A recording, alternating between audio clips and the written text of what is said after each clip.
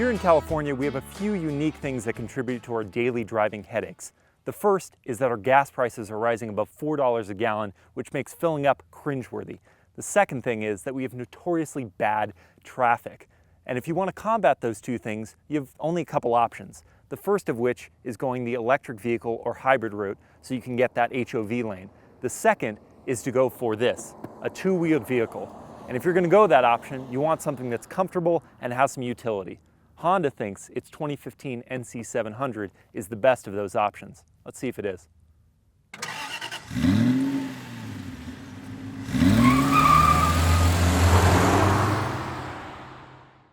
So out of the box, the 2015 Honda NC700X has a 21-liter storage space under here that you can fit up to a large size helmet in. So simple as putting the key in, swapping it to the right, and you have this massive crater in here for you to put a helmet or, while you're riding, anything substantially large. Under the seat, they've moved the gas tank, which helps with weight distribution and keeping the center of gravity low, helps in the corners as well. If you want to add on some storage space, the NC700 can be optioned with this rear container and these two saddlebags. Now, they don't come cheap at $600 for the saddle and $200 for this rear container. And another thing to consider is if you are in California or a place where you can split lanes, these make you a little wider. So if it was my money, I would take these, remove them, leave them off, and go for this rear container because it doubles as a seat back and keeps the bike streamlined. Let's go for a ride, shall we?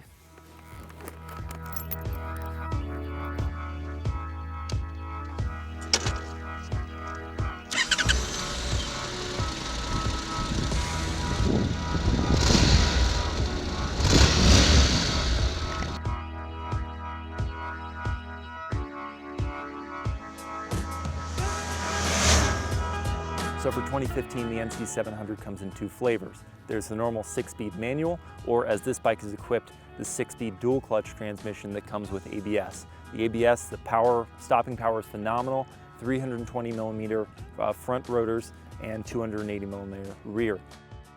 Out on the road, the dual clutch transmission is very traditional for dual clutch. The lower speeds, it shifts not as smoothly as the higher end, but once you're moving on it, it really shifts smoothly and you barely even notice it. One advantage of having that dual clutch, of course, is that you can focus more on your ride, and when safety is a priority out there with motorists doing who knows what, it's good to be able to focus on what's going on around you and make good choices while you're riding. So Honda refers to this bike as an adventure bike, and I just want to hedge expectations on that. This is not to be considered a dual sport bike. Now, if you throw on some knobby tires and you mess with the suspension a little bit, it could probably handle some modest trails. But really, this is much more of a road warrior. I think Honda means adventure in terms of how you can just, drive for long distances in relative comfort. The seat is great. You're not going to have a problem riding for a long distance.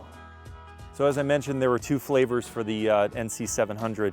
The starting price is $75.99, and that is for the manual transmission, or you can have the clustered ABS and dual clutch transmission, and that starts at $80.99. Our tester has been fitted with a few other bits and bobs, including the saddlebags, the rear seat container, and some style accessories, and it comes in at $9,834. Ouch.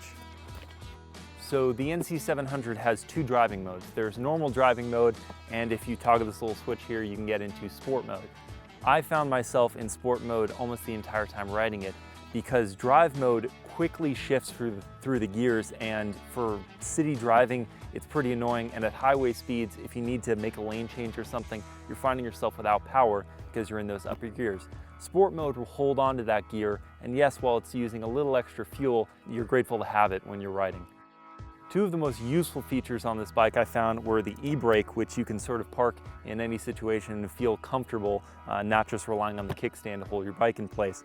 The second thing are these heat grips, and considering they're only about $100 extra for them, it's such a needed accessory because if you're riding, even in a warm climate like California, the nights get chilly, you've got that wind in your face, the heated hand grips can warm up your entire body in just a matter of minutes. I can attest to that. While riding, the bike feels very poised in corners, and in part thanks to that lower center of gravity from the gas tank, you feel planted in them. You don't feel like you're gonna keel over on the bike. And while cornering, the bike feels light and flickable, and so it's easy to change direction and gives you some confidence while riding. While I mentioned that this isn't a traditional dual sport bike, the torque is definitely all low down. And so for city riding, there's plenty of acceleration right out of the hole, but you quickly sort of get into the higher speeds and your power diminishes a bit unless you're in that sport mode where it will hold on to the gear for a little longer. So the NC700 comes with a 3.7 gallon tank, and for the dual clutch transmission, Honda quotes it at 64 miles per gallon combined. Now in my testing, mixed highway and normal city driving, I was getting about 55 miles per gallon, which gets you just a little over 200 miles on a tank.